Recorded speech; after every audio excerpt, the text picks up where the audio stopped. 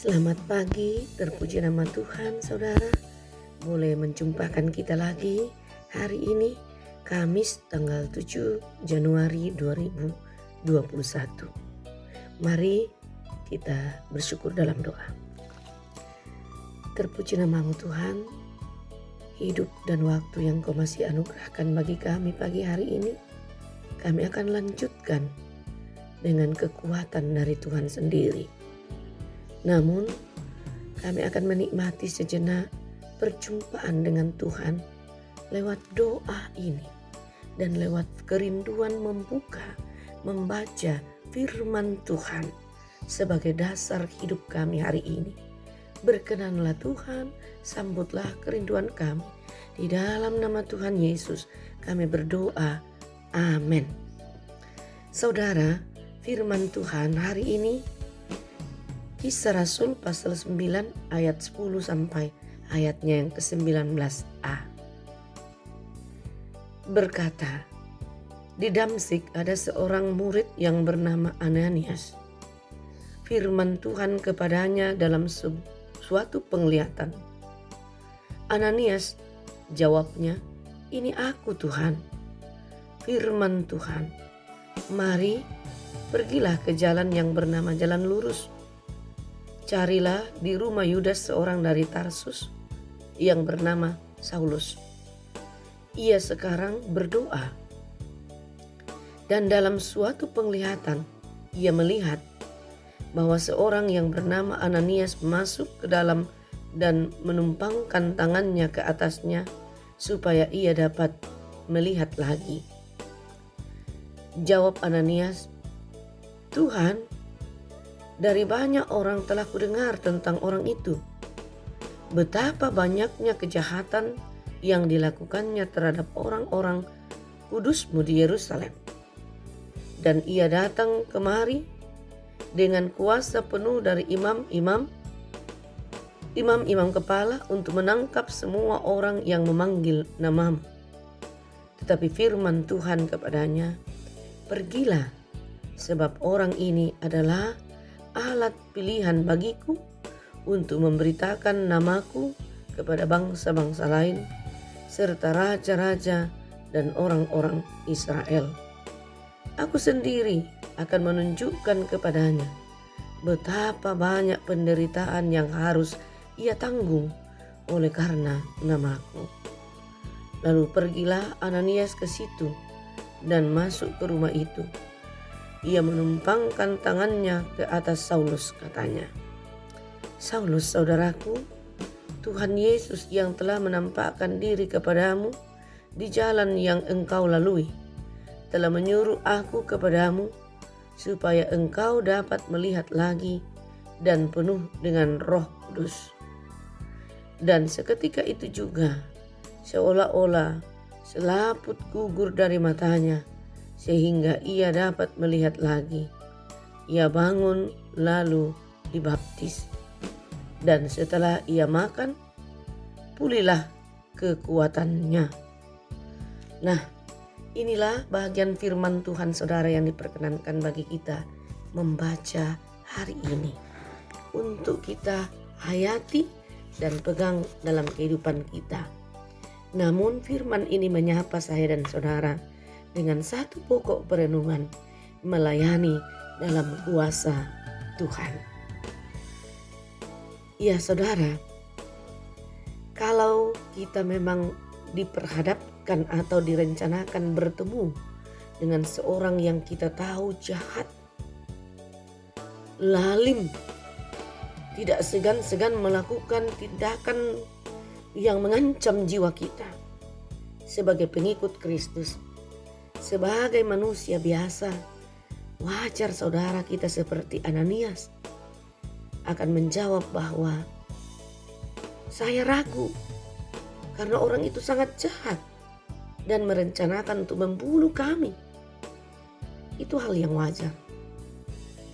Tetapi saudara, kalau kita sungguh-sungguh percaya kepada Tuhan yang telah memilih kita dan hati kita pun bertaut sepenuhnya kepada Dia sebagai kekuatan kita, sebagai pelindung kita dalam hidup ini, maka tentu kita akan merenungkan paham seperti itu dan akan memberikan kekuatan tersendiri, semangat baru untuk tidak gentar. Itulah yang kita mau renungkan pagi hari ini, melayani dalam kuasa Tuhan. Nah, mungkin juga kita punya pengalaman yang berbeda, tapi memang pengalaman itu tidak mudah kita lupakan. Entah itu yang menekan, yang pahit, yang penuh dengan tantangan penderitaan, ataupun juga pengalaman yang manis, yang membawa keceriaan. Nah, saudara, hal yang dialami oleh Ananias sebagai seorang murid Tuhan ketika firman Tuhan ini datang kepadanya dalam sebuah penglihatan yang menyuruh dia untuk pergi ke suatu tempat yang bernama Jalan Lurus, menemui seorang yang bernama Saulus di rumah Yudas. Reaksi spontan dari Ananias mengatakan bahwa orang tersebut adalah penjahat, penganiaya terhadap orang-orang percaya. Mana mungkin ia berani? Tetapi imannya yang membuat dia kembali tidak gentar. Nah, dalam perjalanan Saulus ke Damsyik, di tengah jalan Yesus menemuinya melalui cahaya. Tetapi Tuhan mengatakan, bangunlah dan pergilah ke dalam kota. Di sana akan dikatakan kepadamu dan apa yang harus kau perbuat. Ayat 6. Saulus pun melanjutkan perjalanannya ke Damsyik dan tinggal di rumah Yudas. Ayat 11. Ternyata dalam misi khusus ini, Yesus ingin melibatkan seorang muridnya yang bernama Ananias. Tugas Ananias adalah menyampaikan isi hati Tuhan kepada Saulus. Ini tidak mudah baginya, tetapi dengan iman yang sungguh ada pada hati Ananias, Ananias tetap melakukannya karena Yesus tetap meminta Ananias pergi karena ia telah menetapkan Saulus sebagai alat pilihannya untuk memberitakan nama Tuhan kepada bangsa-bangsa lain. Ananias pun pergi dan menumpangkan tangan atas Saulus agar ia dapat melihat kembali. Ayat 15 sampai 18. Ananias bukanlah orang besar, namun tindakannya, saudara, menggambarkan ketaatan yang besar, dan kesediaan tersebut sungguh-sungguh menggambarkan bahwa ia mengandalkan Tuhan, melibatkan kuasa Allah, membiarkan kuasa dan kehendak Tuhan yang berperkara. Dan itulah yang ia wujudkan di dalam misi yang Tuhan percayakan baginya. Memang ketika Allah berkenan terhadap sebuah rencana atau misi, maka hal yang luar biasa dan tidak masuk akal bisa terjadi. Inilah yang terjadi bagi Ananias dan rencana Tuhan bagi Paulus. Terlibat dalam misi Allah bukan berarti melakukan tindakan besar atau kecil, melainkan yang dibutuhkan di sini adalah ketaatan kepada Tuhan. Siapapun kita, siapapun orang yang Tuhan rindukan untuk memakai, orang besar atau orang kecil, ketika ia berkenan, kita harus setia mengambil peran dan dalam misi Tuhan. Tidak ada yang mustahil bagi Allah, sekalipun itu mustahil bagi manusia. Tetapi di dalam iman, di dalam membawa perkara bagi Allah, tidak ada yang tidak mungkin. Seperti itulah buah iman dari Ananias dalam mengangkat misi itu, dan cara Tuhan memilih Paulus menjadi alatnya yang kecil rapuh tetapi menjadi luar biasa ke depan, karena membuat banyak orang di bumi ini menjadi percaya namanya sampai hari ini. Sejalan dengan firman Tuhan, Injil Kristus tetap akan dikumandangkan sebagai seseorang yang berkenan bagi Allah untuk dipakai memperluaskan, memperkatakan berita sukacita di dalam Kristus Yesus. Amin. Mari kita bersyukur dalam doa. Terima kasih Tuhan, kesempatan hari ini Engkau masih karuniakan bagi kami merenungkan firman-Mu, menjadi perenungan bagi hidup kami, menjadi kekuatan baru bagi kami, menjadi sukacita bagi kami dalam pengharapan-pengharapan, dalam mengangkat dan melakukan pekerjaan apapun bentuknya yang kadang-kadang membuat kami ragu. Tetapi firman hari ini semakin meneguhkan kami bahwa tidak ada sesuatu yang mustahil ketika Allah berkenan. Karena itu, biarlah kami mengangkat setiap karya kami, pelayanan kami, rencana kami di dalam kuasa dan kekuatan Tuhan. Ya Allah, terima kasih.